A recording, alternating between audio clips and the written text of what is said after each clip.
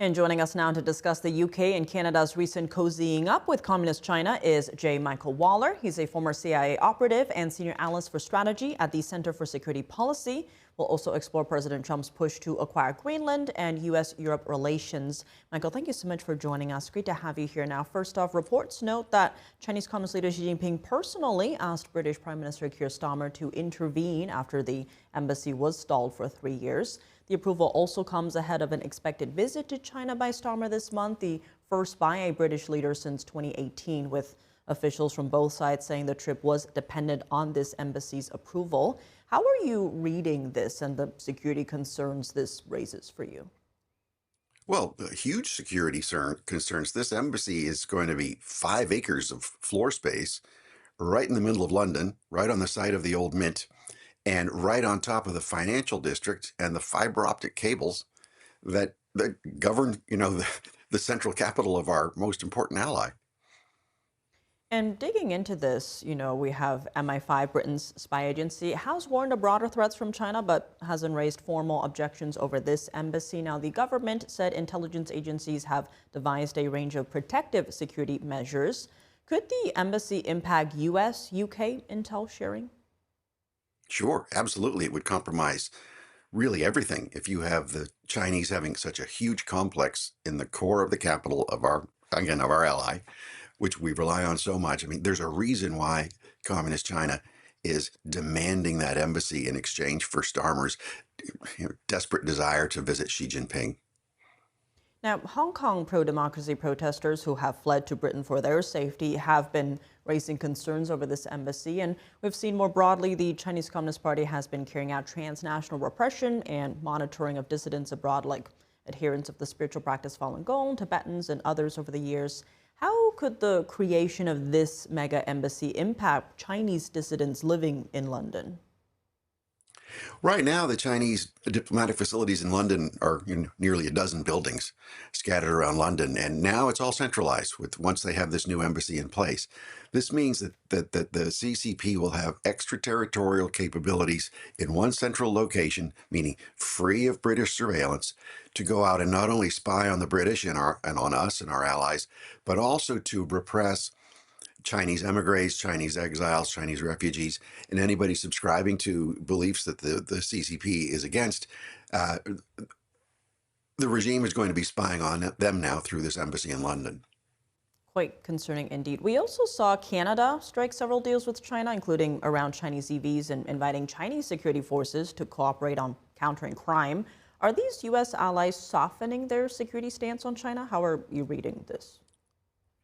Well, the whole world had really softened its stance on China, including the United States under various administrations.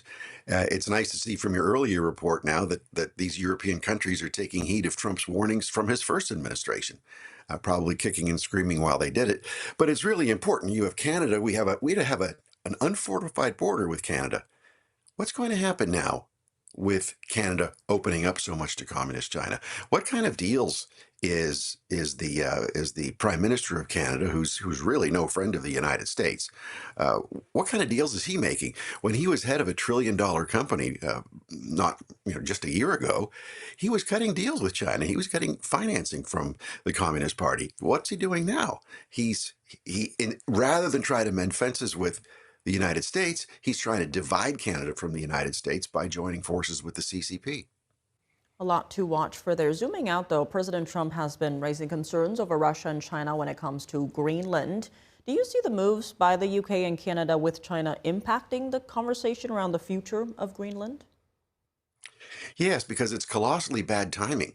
One of the main reasons the United States is so concerned about Greenland is not just what the Russians would be able to do there and how we need Greenland to defend against a Russian missile attack, but because the CCP is developing its own Arctic ocean capability, its own ice-breaking fleet. It's not an Arctic power, but it's going to be using the Arctic as a shortcut for not only its trade, but for its growing naval power projection.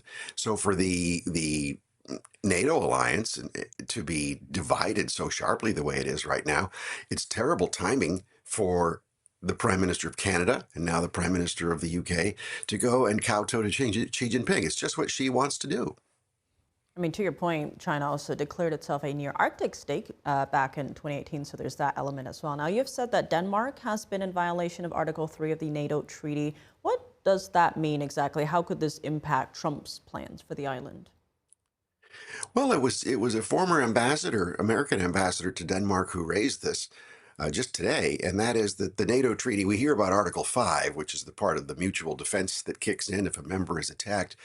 But Article 3 requires every member of the alliance to do everything possible to defend its own territory on its own and in partnership with the rest of the allies in mutual defense. Denmark has completely failed to protect Greenland. It has relied on us to protect Greenland since the end of World War II. So, what could we see with that? For instance, you had President Trump saying Denmark sent a second dog sled to protect the island.